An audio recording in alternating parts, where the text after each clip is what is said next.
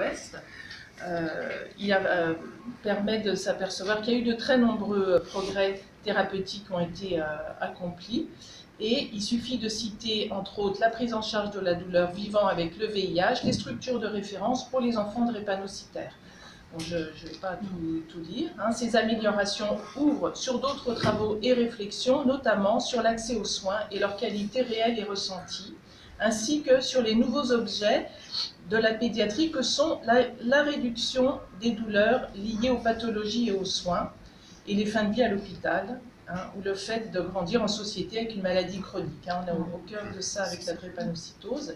Donc depuis maintenant 3 ans, le programme Anspédia, auquel vous êtes plusieurs ici à participer, s'intéresse à améliorer concrètement la qualité des soins en améliorant la qualité des interactions avec les enfants, écoute de leurs paroles, amélioration des gestes de soins, meilleure attention portée à la douleur de la pathologie et des soins.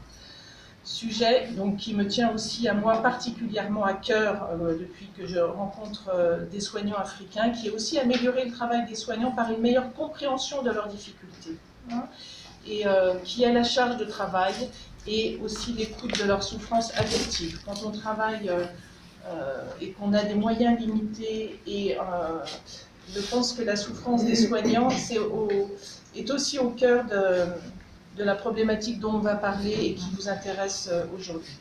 Donc les objectifs du programme de Anspédia, je les redis parce que c'est vraiment, vous êtes au cœur de ces demandes-là, qui est de construire une masse critique de personnes convaincues de l'utilité technique et éthique de ces façons de travailler, en ayant le souci des liens entre care et cure. Donc c'est nous aujourd'hui. Je trouve que ça, je permets de dire tout ça parce que je trouve que ça illustre quand même bien le pourquoi on est là aujourd'hui. Et je terminerai avec des petites paroles d'enfants qui ont été recueillies ici dans les hôpitaux africains, qui sont assez touchantes.